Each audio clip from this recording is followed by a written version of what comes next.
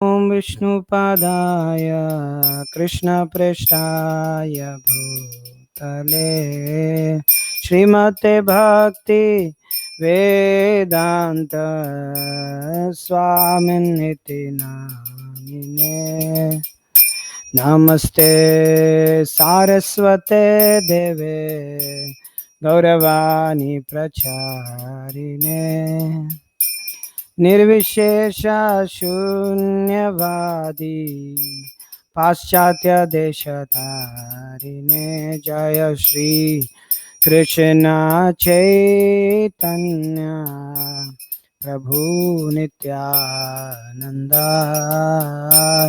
श्री अद्वैत गदाधर श्रीवासादि गौर भक्तवृंद जय श्री कृष्ण चैतन्य प्रभु नित्यानंद श्री अद्वैत गदाधर श्रीवासादि गौर भक्तवृंद हरे कृष्णा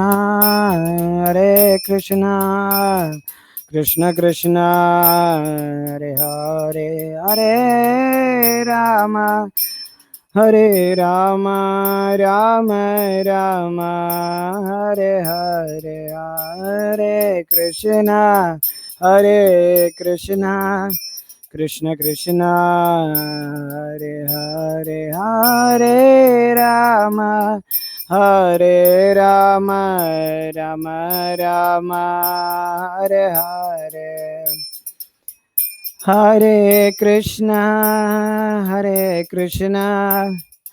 कृष्ण कृष्ण हरे हरे हरे राम राम राम हरे हरे हरे कृष्ण कृष्ण कृष्ण हरे हरे हरे राम राम हरे हरे हरे कृष्ण कृष्ण कृष्ण हरे हरे हरे राम राम राम हरे हरे हरे कृष्ण कृष्ण कृष्ण हरे हरे हरे राम राम राम हरे हरे हरे कृष्ण कृष्ण कृष्ण हरे हरे हरे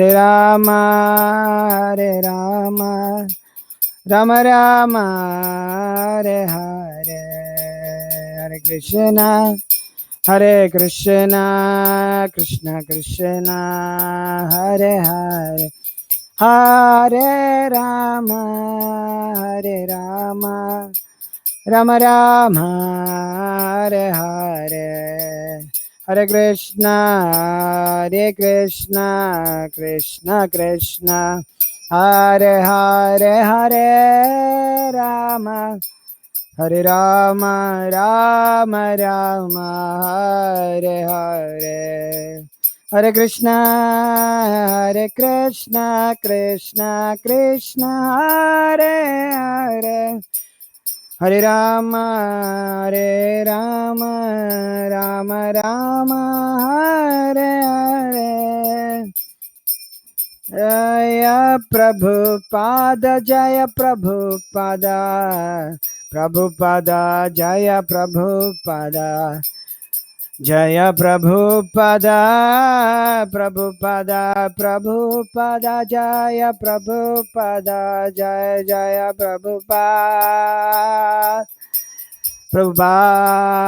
प्रभुपाद जय प्रभुपाद जय ओम विष्णुपाद परमहंस परिव्राजकाचार्य अष्टोत्तर शतशी श्रीमद अभय चरणारविंद भक्ति वेदांत स्वामी प्रभुपाद की जाय। जय विष्णुपाद परमहंस परिव्राजकाचार्य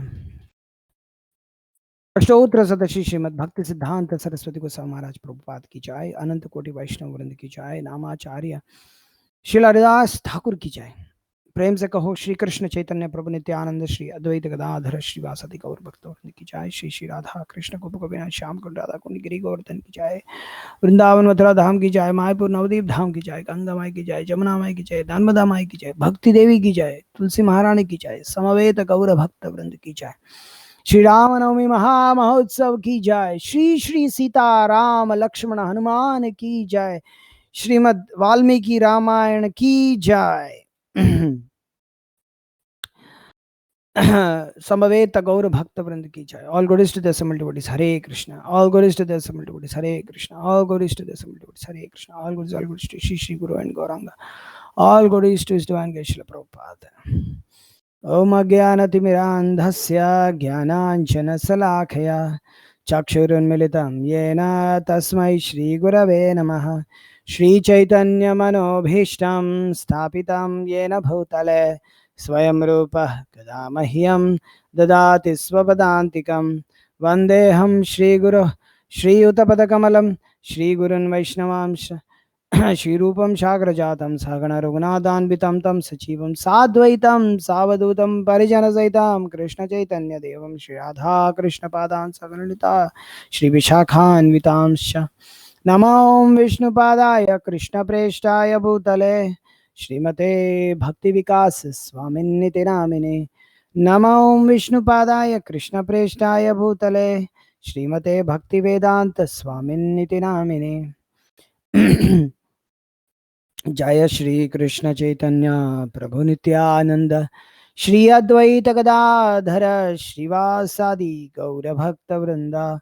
हरे Krishna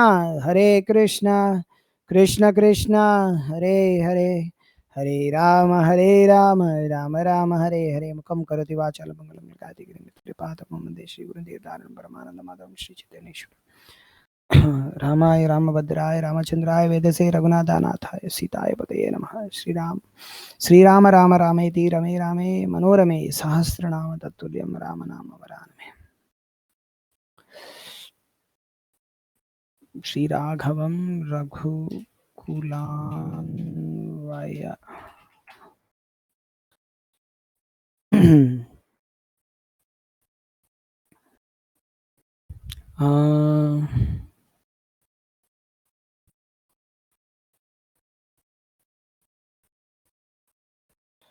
okay, 1 second.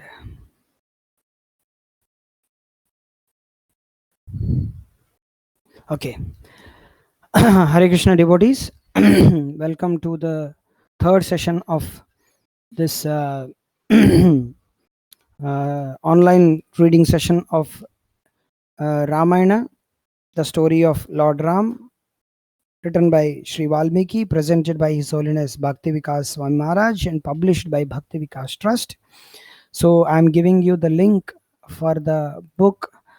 If any devotees don't have, or they are not having a copy of this Ramayana, you can just go through this link, then you can order this book. So this and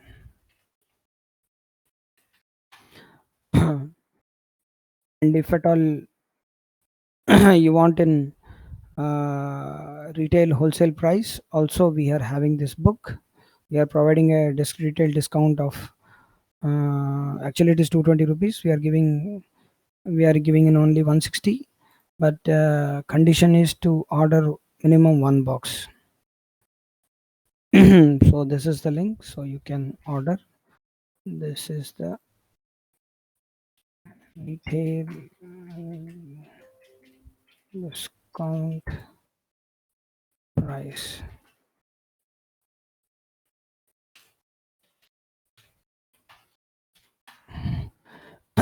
Okay, without any delay we will start.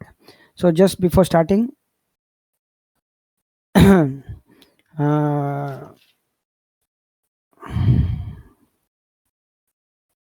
directly start. from page number 68.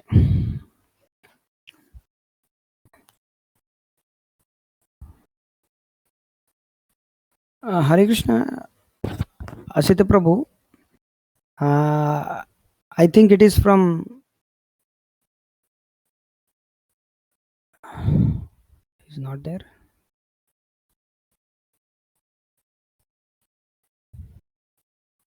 Okay, no problem. Page number 68. Sure. It is from when Asita passed away. That is the one. Yes. See, your name is Asita.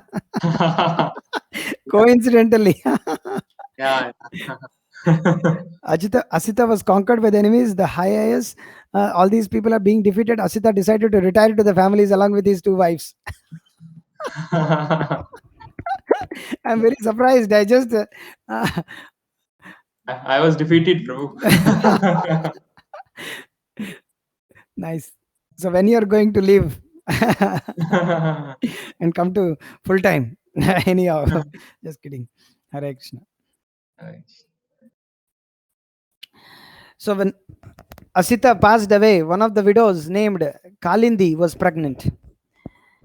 The other widow became envious of her and mixed poison in with Kalindi's food, desiring to kill the child within her womb. When Kalindi began to suffer the effects of the poison, the great Rishi Chavana happened to arrive at that spot. Kalindi tearfully sought his blessings so that her child might live. The Rishi assured her that a son would be born along with the excreted poison.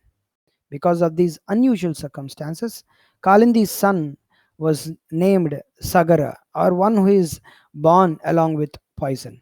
Just before continuing, I just want to know whether everybody is able to hear me or not. So you can just message in the chat box that yes, we are able to hear. Because otherwise, some devotees they come out and go up. They are active, inactive many times. So we request all the devotees to hear the session entirely for all these days. At least for 1 hour, you can put aside many activities important. Maybe if you are very much urgent, you can keep it aside and you can hear or you can read along with us. So thank you. Some devotees have responded. So thank you very much. So we'll continue.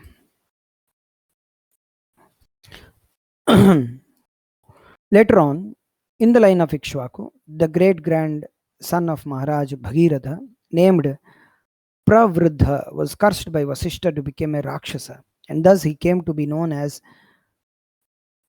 Kalmashapada. There were many great kings who descended from Ikshvaku, such as Ambarisha, Nauhusha, Yayati, Nabhaga, and Aja, the father of Maharaj Dashratha. After describing their histories as well as many others, Vasishta formally requested King Janaka to give away his daughters, Sita and Urmila, in charity to Rama and Lakshmana. Janak Maharaj then described his own genealogy, beginning with King Nimi and concluding with his own father, Harshvaroma. The king then happily concluded the Solomon agreement, giving away his daughters to the sons of Maharaj Dashratha. First, Janaka requested Dasharatha to have the Samavartana ceremony performed for Rama and Lakshmana. This entails shaving the head and underarms when a student returns home from Gurukula. Then the fire sacrifice was fixed for 3 days later at an auspicious time. Vasishta requested that the 2 daughters of King Janaka's younger brother, Kusha Dhwaja, be given in charity to Bharata and Shatrughna. Janaka agreed, and when the Samavartana ceremony was performed, Maharaj Dashrath gave away 1 lakh cows in charity to the Brahmanas for each of his 4 sons. Thereafter, at the auspicious hour known as Vijaya, on the day chosen for marriage, Vasishta approached Maharaj Janaka and said, O king, the ruler of Koshala and the 4 sons wait outside for he who shall give away his daughters. Let the auspicious wedding sacrifice now begin without delay. Thereafter, Maharaj Dashratha escorted his 4 sons into the sacrificial arena while Vashishta Muni prepared the sacred altar, decorating it with sandalwood paste, flowers, potted plant, bowls filled with scented water, grains, incense, and pots of turmeric, along with other auspicious articles. Then, when all was ready, Vashishta lit the sacrificial fire and began offering oblations while other Brahmanas chanted Vedic mantras. King Janaka then escorted Sita into the sacrificial area and seated her next to Rama. With a voice trembling with emotion, Janaka said, "O noble prince, this is my daughter Sita. Please take her hand and accept her as your lifelong partner. She is a reservoir of all auspicious qualities and she will forever be devoted to you as faithfully as your own shadow." Then, as Gandharvas sang and Apsaras danced with joy, amid showers of flowers from heaven and vibration of celestial drums, King Janaka joined the hand of goddess of fortune Sita with the hand of Supreme Lord Rama. Hari Hari Bol. Then King Janaka placed the hand of Urmila into Lakshmana's hand. Then Mandavi's hand in Bharata's, and finally Shrutakirti's hand into Shatrughna's. The 4 brothers then circumambulated the sacrificial fire 3 times while clasping the hands of their newly wedded wives. Afterwards, they circumambulated King Janaka and great rishis. Upon gaining Sita, the embodiment of all loveliness and virtue, Rama felt unlimited satisfaction and happiness. Similarly, Sita felt unprecedented bliss upon achieving her beloved Rama, the lord of her heart and the emblem of goodness, chivalry, intelligence, and handsomeness. Sita and Rama were equally endowed with transcendental qualities of form, beauty, behavior, age, and nature. Dedicating their hearts to each other, Sita and Rama shone resplendently, just as Lord Vishnu shines in the company of his divine consort Lakshmi. Even today, opulent marriage festivals are enjoyed universally. The Supreme Lord Rama himself has kindly shown us that a man and woman can enjoy a successful marriage by combining to follow religious principles. Human beings should not mate simply out of sex impulse like cats and dogs, for the way of beasts is characterized by fear, suffering, and rebirth. Therefore, every civilized society has some systematic arrangement for married life, according to religious codes aimed at bringing peace and, in the best of societies, Krishna conscious living. Eternally related as husband and wife, Rama and Sita are inseparable. Materialists sometimes want to worship and possess the goddess of fortune without Lord Rama, but this is never possible. Without Rama, Sita turns into Durga, the material energy personified. To embrace her is to embrace death. However, if we concentrate on pleasing Lord Rama or Lord Krishna, the goddess of fortune will automatically bestow her blessings upon us. The secret of successful living, including family affairs, is to put the Lord in the center of our life and make his service the goal of our endeavors. I wish to read this line again. These 2 lines. Without Rama, Sita turns into Durga, the material energy personified, and to embrace her is to embrace death. However, if we concentrate on pleasing Lord Rama or Lord Krishna, the goddess of fortune will automatically bestow all her blessings upon us. The secret of successful living, including family affairs, is to put the Lord in the center of our life and make His service the goal of our endeavors. After the day's festivities were concluded, the marriage party retired for the night. The next morning, Vishwamitra left Mithila for the Himalayas, and later that day, Maharaj Dasharatha departed with his 4 sons and their wives. After receiving a large dowry from King Janaka, on the way back to Ayodhya, Maharaj Dasharatha observed the inauspicious sign of numerous fearful birds screeching overhead. At the same time, he saw the auspicious sign of deer crossing his path from left to right. Fearing some impending danger, the king inquired from Vasishta for an explanation. The rishi replied, "The screaming birds indicate some imminent danger. However, the deer crossing from left to right indicate there is no need to worry on that account." While Maharaj Dasharath and his priest were thus discussing the matter, a fierce wind began blowing, shaking the very earth and knocking down many tall trees. Dust rose up and began to cover everything from all directions. It became so dark that nearly everyone except Maharaj Dasharatha, his sons, and Vasishta, and the other rishis became bewildered and panic stricken. Suddenly, the famous and terrible warrior Parashurama appeared with matted hair, an axe on his right shoulder, a bow on his left, and a powerful arrow in his hands. The rishis were surprised to see Parashurama in this ferocious aspect. Since previously, after annihilating the Kshatriya community 21 times, he had vowed to give up his anger and remain fixed in the execution of austerities. As the rishis were wondering why he had again become moved to anger, the son of Jamadagni addressed Lord Rama as follows: "You have certainly performed a heroic feat by breaking the bow of Lord Shiva. However, I am carrying an even better bow, that of Lord Vishnu. If you consider yourself a great hero, then take this bow and string it.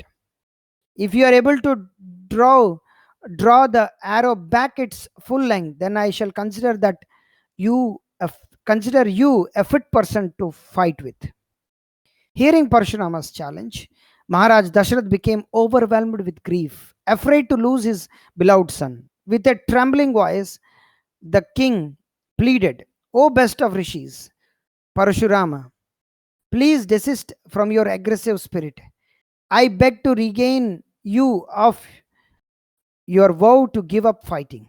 After handing over the earth to Kashyapa, you retired to Mount Mahendra to perform austerities." Hare Krishna. This time I want to do something little different.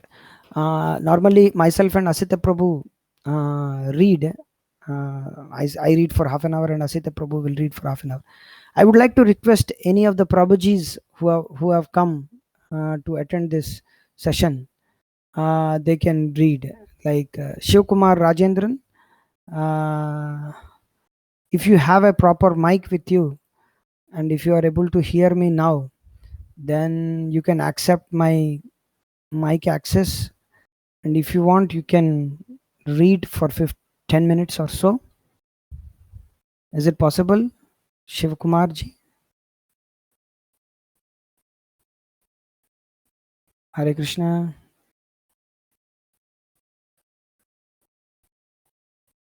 I think he is not active. I don't know whether he doesn't have mic. Shubhankar Das, if you would like, I've given access for the mic. If you want, you can read. You're able to hear me? Hare Krishna. I don't know whether they are hearing or not. Hare Krishna. Shivankar is on mute, but I gave him access.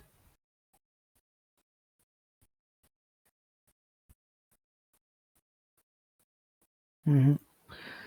Okay, without wasting my time, I'll read for some time.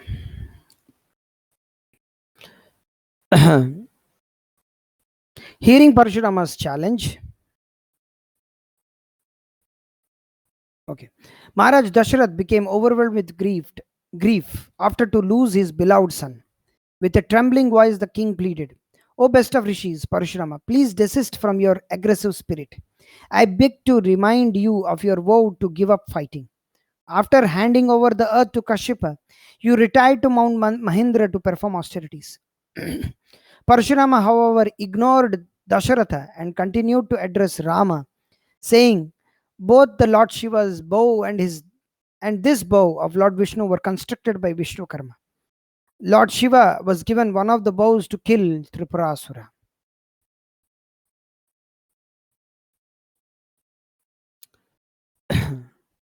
Okay. Chiranjeevi, Bhakta Chiranjeevi, would you like to read? Hare Krishna.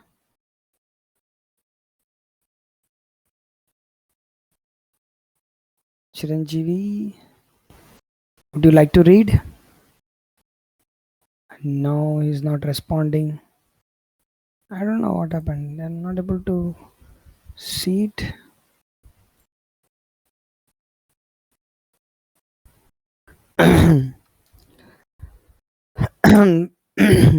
Parshurama, however, ignored Dasharatha and continued to address Rama, saying, both Lord Shiva's bow and this bow of Lord Vishnu were constructed by Vishwakarma. Lord Shiva was given one of the bows to kill Tripurasura.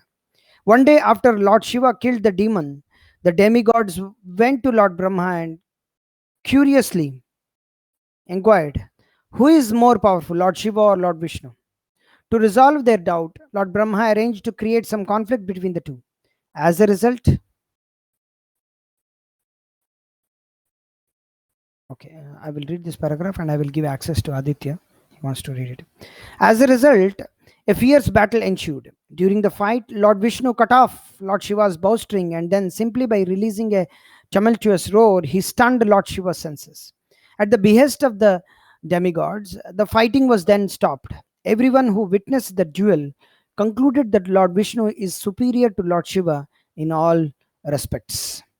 So I'm giving access to Aditya. So, Bhakta Aditya, you can, if you have the mic access, I've given you the access, you can read.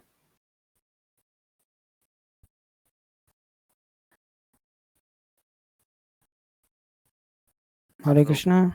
Pranam. Hare Krishna, Prabhuji. You're able to hear Yes, me? Prabhuji. Can I continue?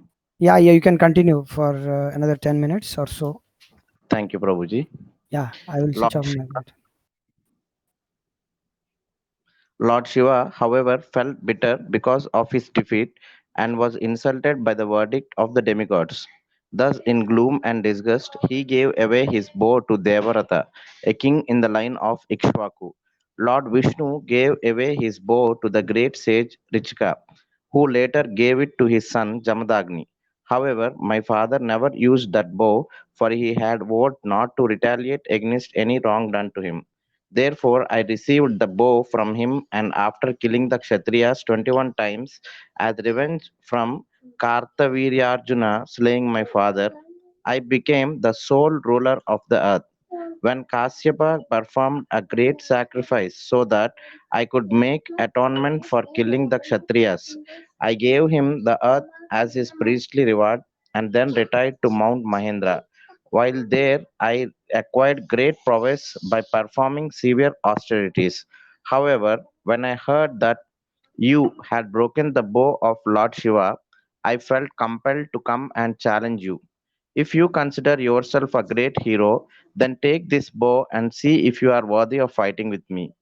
Without speaking, Rama accepted Parshurama's challenge by quickly snatching his bow and arrow from his hands and took with it his long acquired ascetic prowess. Then, after effortlessly stringing the bow before the awestruck Parshurama, Rama drew the arrow back to its full length.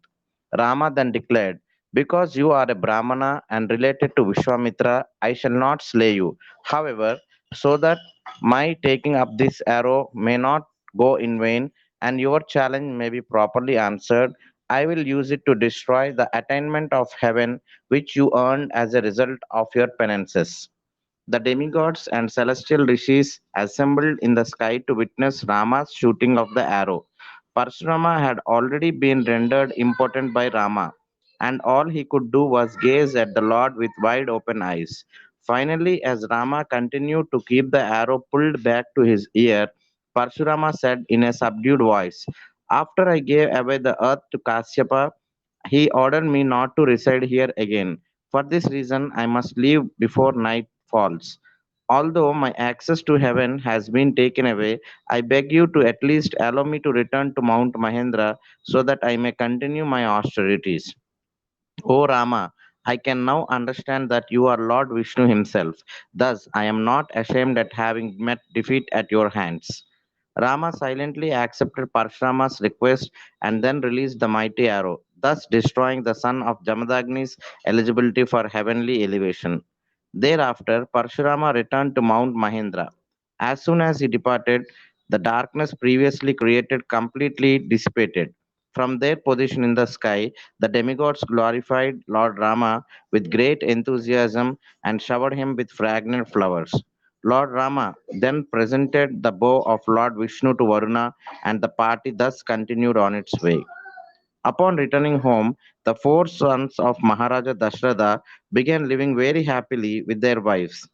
After some time, King Yudhajit, the son of Kekeya and maternal uncle of Bharata and Shatrughna, came to Ayodhya and invited his nephews to come and stay with him.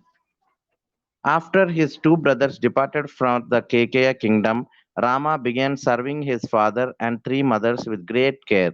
Rama also carried out the state administrative functions so honestly and conscientiously that all the citizens came to love him dearly. Sita and Rama's natural attachment for each other grew day by day. They became completely dedicated to one another, being bound by each other's beauty and good qualities. In truth, Sita was beauty incarnate, being the goddess of fortune, Lakshmi herself. Within her mind, Sita could vividly read everything in the innermost core of Rama's heart. Being always determined to please her husband and acting as the emblem of womanly gentleness and chastity, Sita was soon able to bring the heart of Lord Rama under her control. Hare Krishna Prabhuji. Hare Krishna. Yeah. Thank you very much. So I can request some other devotees to read for some time from here. Thank you, thank you, Aditya ji.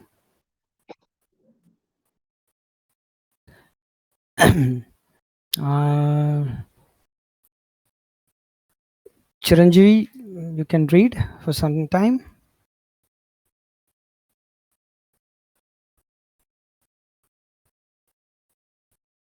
Hare Krishna. No, he's not responding. Am I audible, Prabhu? Hare Krishna. Prabhu, am I audible, Prabhuji?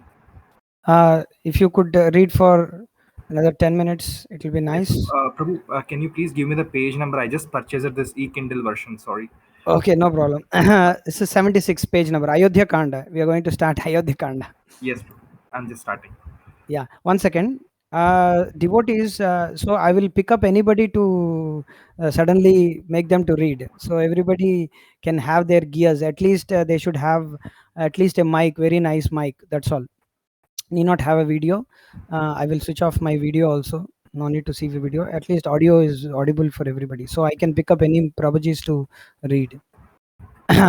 Page number 76. Page number 76, Ayodhya Kanda. It is for the starting of Ayodhya Kanda, the chapter itself. Okay, Prabhuji. Okay. Thus, Ramayana, the story of Lord Rama. After thus delivering his forefathers, Maharaja Bhagirath returned to his No. Not page. You are reading page number 76 of Kindle book, but I am telling you take the chapter of Ayodhya Kanda. Okay, I'm sorry, Prabhu. It's book 76 page, but in your Kindle it is different. But In the book, it is page number 76, but you should read from Ayodhya Kanda chapter. It's beginning. Give me 1 second, Prabhu. I'm trying to. No problem. Ayodhya Kanda. No problem. Slowly. Relax.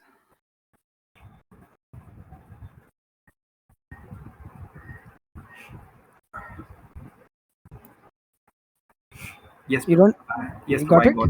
Yes, Prabhu, I got it. Bharata Please, and Sid. one Ayodhya second. Kanda. 1 second. Please read slowly and clearly. That's all. Okay? Sure. No problem. Ayodhya Kanda. Bharata and Shatrugna remained with their maternal uncle Yudhajit for some time, being well entertained by him. Meanwhile, at Ayodhya, Rama became the pet son of Maharaj Dasharatha and beloved of all citizens. Rama was Lord Vishnu himself, incarnated within human society for the purpose of killing the wicked Ravana. As, as the supreme personality of Godhead, Lord Rama exhibited himself as the reservoir of all good qualities. Rama's beautiful bodily features provided all who viewed him with the full satisfaction of their eyes. Rama played the part of a courageous, heroic Kshatriya, yet he was self controlled, self satisfied, without malice, and gentle in word and deed. Rama did not take offense when criticized by others, and was pleased by even the smallest show of kindness. He was forgiving and always humble about his own position. Rama only embraced the association of persons who were pious and of superior wisdom. He was considerate and always first to welcome guests. Rama firmly adhered to the truth and honored the Brahmanas. He loved the citizens and they loved him. Rama always acted according to religious principles and was learned in all the scriptures. He epitomized youthful vigor and was a mature judge of character. Rama was always diligent in punishing wrongdoers and rewarding the virtuous. As a horseman and wielder of bow, Rama excelled all others, and he was the greatest of chariot warriors. Indeed, Rama was the three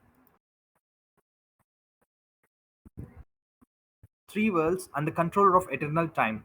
He was unconquerable even by the greatest demigods and demons. Maharaja Dasharatha had ruled his kingdom for 60,000 years. Now, having grown old and fatigued, he finally decided to retire from his royal duties to prepare himself for an exalted destination after quitting his body. However, Maharaja Dasharatha began to see various omens forbidding evil. Thus, he anxiously desired to install Ram as their apparent as quick Ram as heir apparent as quickly as possible. For his purpose, Maharaj Dasharatha called a meeting of his ministers, prominent citizens, and subordinate kings. However, in his haste, Maharaj Dasharatha did not formally invite King Janaka or Taikeya, feeling confident of their support.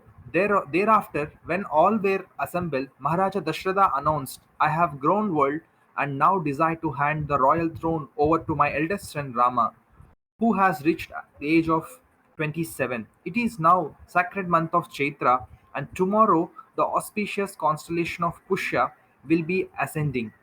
Therefore, with your permission, I will direct the ceremonies for installing Rama as higher apparent being tomorrow.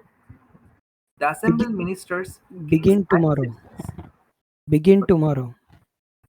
Okay. Hmm. Sorry, Prabhuji. Begin tomorrow. Begin tomorrow. It Yeah, is. apparent. Apparent begin tomorrow. Ah, I'm sorry, Prabhuji. The assembled ministers, kings, and citizens all applauded Dasharatha's proposal. They then glorified Rama's incomparable virtues, equating him with Lord Vishnu himself. Thus, Maharaja Dasharatha was both pleased and relieved. After everyone departed, he requested Vasishtha Muni to immediately begin preparations for the installation ceremony. Vasishtha then ordered the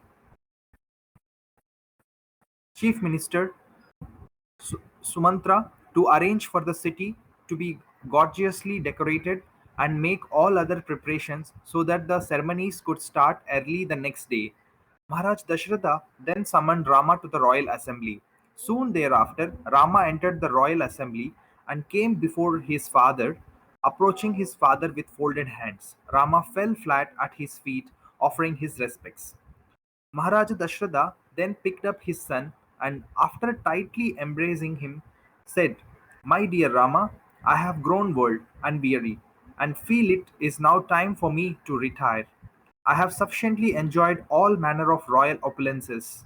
I have performed I have sufficiently enjoyed all manner of royal opulences. I have performed innumerable sacrifices, and I have distributed huge amounts of wealth to the Brahmanas. You, Rama, my eldest and favorite son, likewise. All the ministers and citizens love you dearly. Therefore, I have arranged that tomorrow you will be installed as their apparent to the royal throne. Hearing this, some of Rama's friends ran to Mother Kaushalya, hoping to be the first to deliver the wonderful news to her.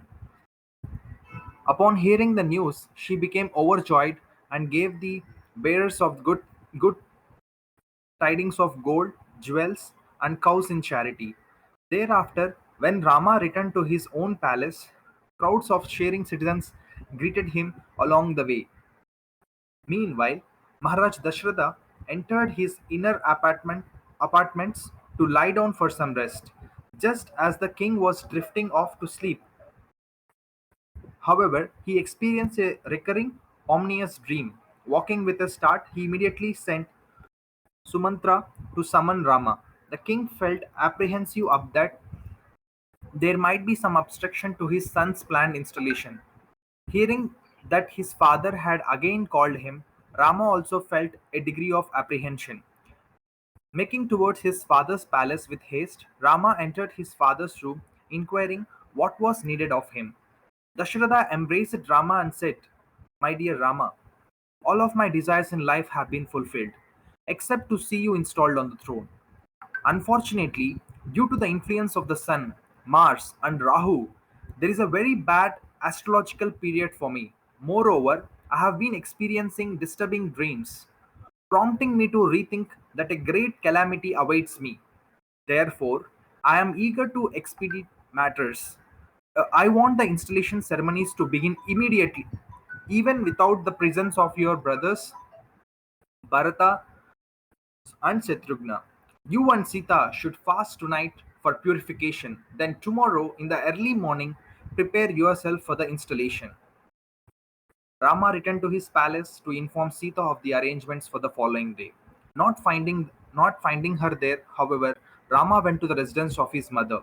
When Rama entered Kaushalya's room, he saw her sitting with half-closed eyes and suspended breath, silently praying to her household deity Lord Narayana for Rama's good fortune. Kaushalya, who was being attended by Lakshmana and Sumitra, got up to greet her son, and Rama addressed her, saying, "O mother, father wishes to install me as the heir apparent to the royal throne."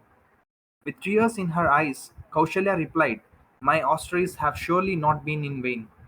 May you and Sita live long and happily together." Smiling, Rama turned to his brother Lakshmana and said, "My dear brother, you must rule the kingdom along with me, for you are just like my second self. Indeed, I could not even think of finding happiness in royal luxury, or even life itself without you." Thereafter, Rama returned to his palace in a jubilant mood. Sita and Rama worshipped Lord Narayana together and then lay down to take rest for the night. Meanwhile, within the city, all the citizens were merrily engaged in preparing for the coming festivities. All the streets in Ayodhya were washed with perfumed water and scattered with fragrant flowers. Brilliant, colorful lights burned in every house, meeting place, turning lights into day. The noisy crowds swelled like waves of the sea, and numerous elephants, horses, and camels appeared to be like large aquatic animals within the ocean. At the time of Kaikeyi's marriage to Maharaja Dashratha, her father Aswapati, the king of Kaikeya, had given her a hunchback maidservant named Manthara. Manthara was actually an Apsara deputed by the demigods to appear on earth to assist in the killing of Ravana. Hare Krishna. Yes, Hare Maharaj. Krishna. So I will request another devotee to read it. Huh? Thank you very much. Thank you, Chiranjeev ji. Thank you, Maharaj. Hare Thank you. Krishna. Thank you. I can. Asita Prabhu, you can continue to read. Okay, Prabhu. Hare Hare, Krishna. Hare Krishna. Hare Krishna. Asita Prabhu. Yeah, Hare Krishna, Prabhu. Yeah, you can continue to read. I will switch off my mic. Sure. What happened? Okay. You have to. Should I start, bro? Yes, Prabhu. Please continue. The evening before Rama's planned installation, Manthara went onto the palace roof. From there, she could see how the entire city of Ayodhya was splendidly decorated, the streets crowded with citizens in a jubilant mood. Surprised at seeing this, Manthara approached Rama's former nurse and inquired, "What great occasion warrants such a celebration? Why do I see Kaushalya in such a joyful mood and giving lavish charity to the Brahmanas?" The nurse happily replied, "Tomorrow the constellation Pushya will be in the ascendant. Taking advantage of the auspicious time, Maharaj Dashrath will install Rama as his heir apparent to the royal throne." This unexpected news pierced the envious heart of Manthra. Suspecting foul play by the king, she suddenly became enraged and thus sought Kegai. Surprised at finding her mistress peacefully lounging on the couch in her apartment, Manthra exclaimed, get up, you fool! Can't you see the disaster that is about to engulf you? Are you so deluded by your husband's sweet words that you do not realize what is happening before your eyes?" Kekai innocently replied that she could find no fault in her husband's plans. This, however, only further enraged Mantra. Having mastered the art of persuasive speech, Mantra then spoke to Kekai in a way that eventually caused her to doubt her husband. Posing as her well wisher, Mantra continued, "Surely you are aware of your husband's plans to install Rama as his successor to the throne. Can't you see how deceitfully your husband has acted? He has merely sent Bharat away so that he can secretly install his pet son, Rama, on the throne. Once Rama becomes emperor, your son will meet his ruin, and you will be plunged into an ocean of despair. Moreover, because I am dependent on you, your fortune is also mine. Please let me help you before it is too late. Please act quickly to save your own son, Bharata, and yourself." Kekai was surprised to hear her maidservant speaking so boldly. She replied, "I am happy to know that Rama will be installed on the throne. As a reward for delivering this wonderful news, please take this jewel. Indeed, you may ask for anything you desire." Kekai placed a priceless jewel in Manthara's hand, but the maidservant threw it aside. Manthara indignantly replied, "I am shocked to see that you can express joy on the eve of disaster. Passing over Bharata to choose Rama should be a great insult to you. You may imagine that you are Dashrath's favorite. However, in truth, it is Kaushalya whom he adores. Don't you feel humiliated? You imagine that you are happy, but it will be Kaushalya who prospers. Once Rama becomes king, you will be compelled to act as Kaushalya's maidservant, and Bharat will be forced to become Rama's slave. In this way, Kekai's heart gradually became poisoned by Mantra's hateful words. Indeed, when her enviousness of Kaushalya was fully aroused, her face became flushed with anger. Thus Kekai relented, saying, "Manthara, Perhaps you are right.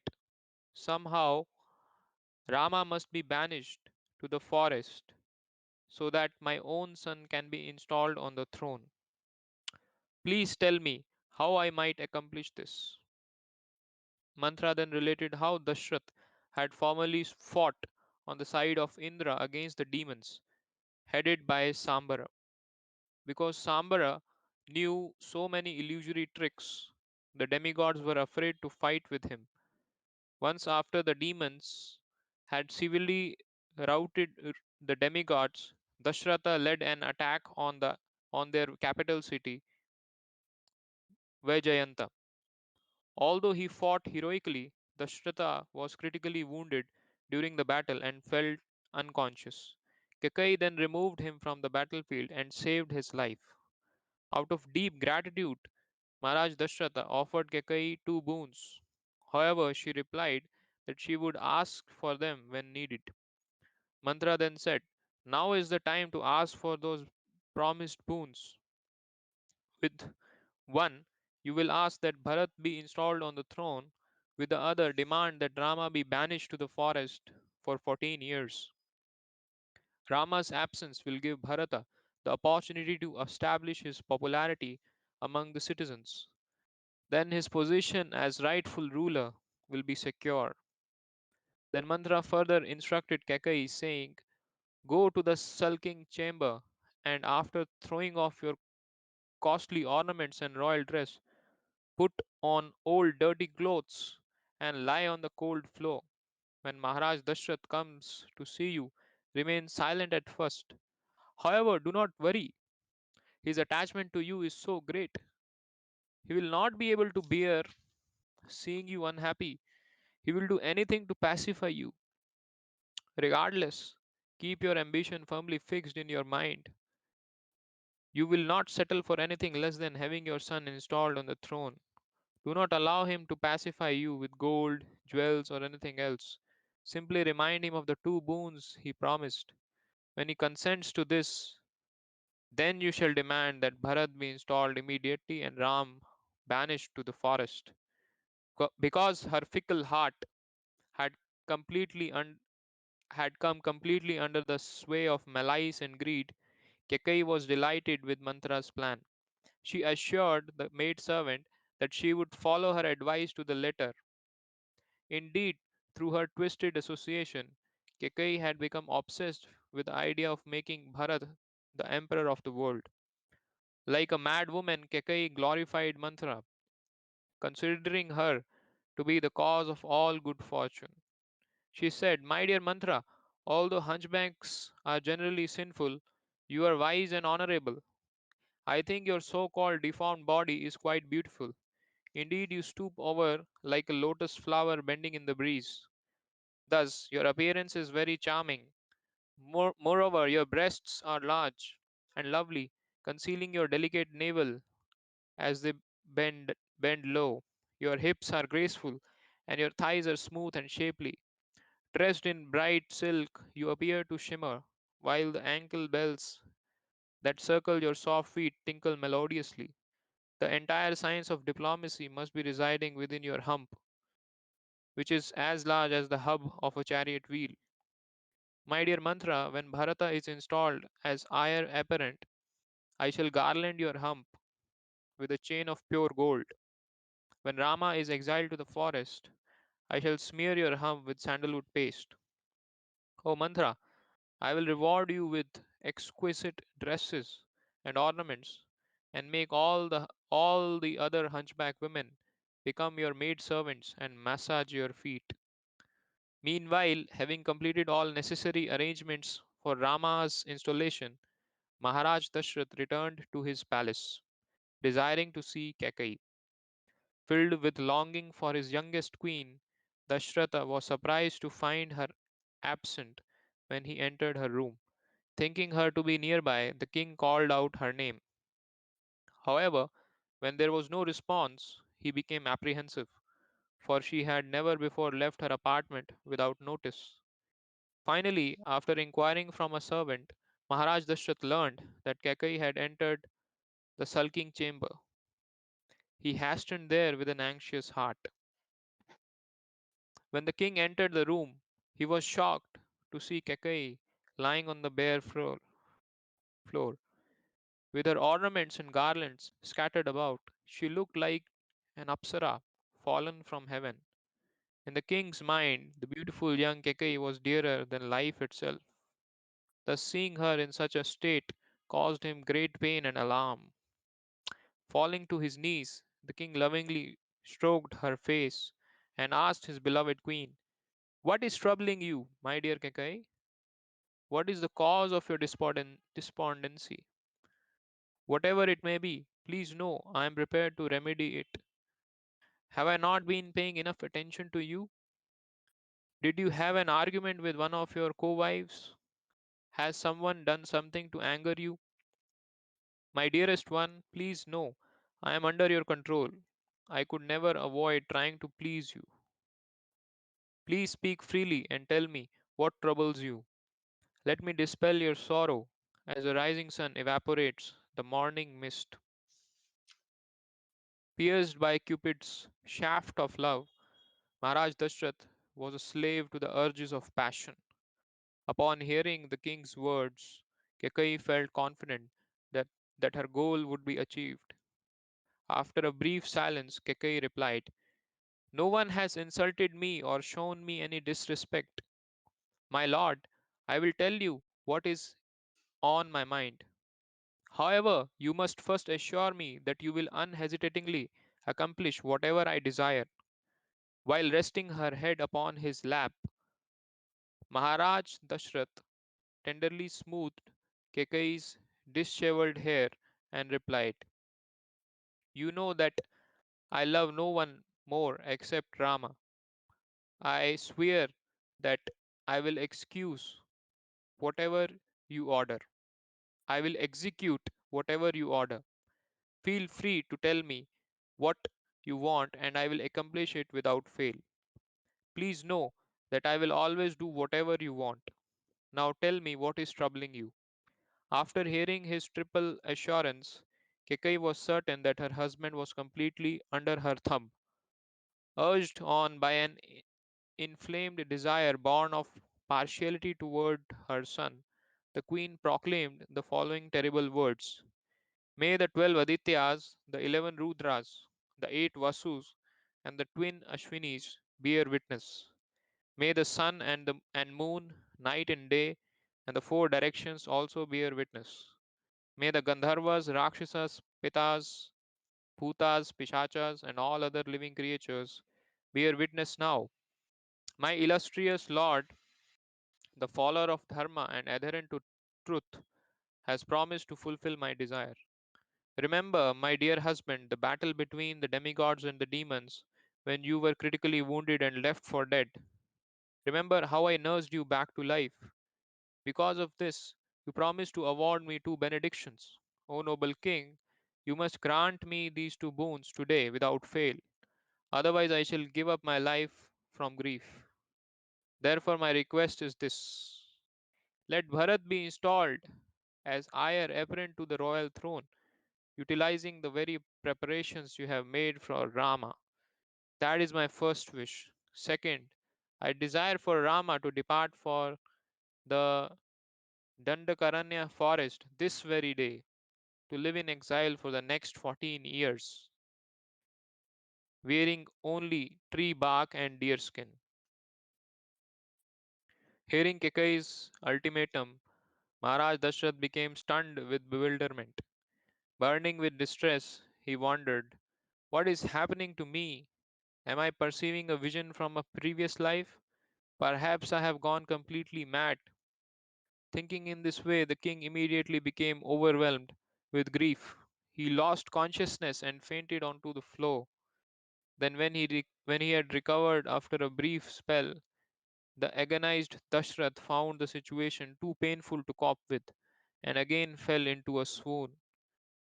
It was only after a long time that King Dashrath regained full consciousness.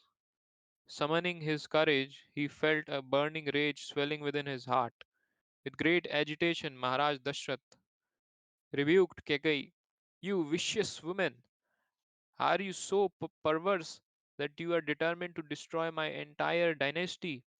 What have I done to deserve this? What offense has Rama ever committed against you?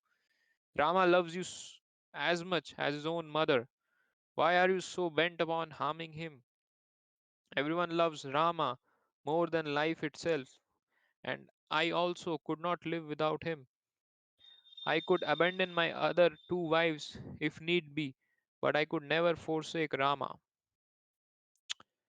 His rage being vented, Maharaj Dashrath's mood suddenly changed.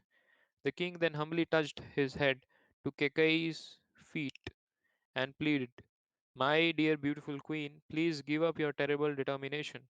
Rama is the embodiment of all virtues. He is kind, forgiving, truthful, gentle, fixed in his duty, and the well wisher of everyone. Rama has always served you as lovingly as your son Bharata, if not more. If you insist, I will install Bharata as heir apparent to the throne, but I could never think of banishing Rama to the forest. How can you dare even consider harming Rama? Indeed, he is completely faultless and has never uttered an unkind word to you. My dear beloved one, have pity on me. Ask for any other benediction. I am ready to give you the entire earth, but not this. If I banish Rama, I will surely die. Please spare me from executing this most cruel and irreligious act." As Maharaj Dashrath spoke, he writhed in agony, wailing piteously. Although the king prayed for her mercy, Kekei remained unmoved. Standing fast in her determination, she responded, "How can you dare speak about dharma while you are trying to rescind your promise of granting me these benedictions? You solemnly promised, and I shall not forget." Remembering King Shibi, who gave his own flesh to the hawk just to fulfill his promise of protection to the pigeon. Remember King Shibi, who gave his own flesh to the hawk just to fulfill his promise of protection to the pigeon. If you fail to keep your word, it will stain the reputation of your entire dynasty. Therefore, whatever the circumstance, you must fulfill your promise. As Kekai spoke, her determination increased. Overwhelmed by anger and greed, and giving up all sense of shame and decency, Kekai said, "O king, I know your true motive. Once Rama is installed as the heir apparent, it will be easier for you to push my son and me away. With this impediment removed, you will be free to enjoy your life fully with Kaushalya. However, I vow that if you do not keep your promise, I shall drink poison and die this very day." Then Kekai remained silent as Maharaj Dashrath agonized over her words. Staring into space with unblinking eyes, the king again lost all equilibrium and fell to the ground, uttering "Rama, Rama." After some time, the king regained partial composure and asked his wife, "O misguided woman, from whom did you learn such shameful wickedness? Do you not know that even if Bharata were to be installed, he would not accept the kingdom without Rama? What will people think of me for performing such an ignoble act? Everyone will ridicule me, saying, 'There goes the lusty king, who was so attached to his wife that he sent his beloved son into exile.' How do you think there will be happiness under such conditions?"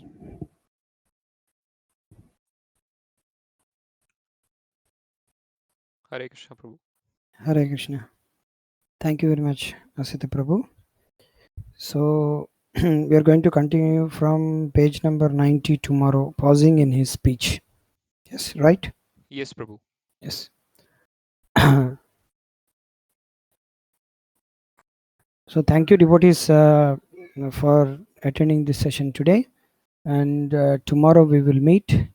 So before that, I would like to announce again regarding the prices which I told for those devotees who have not come before. So yeah, Kindle 116. That's fine.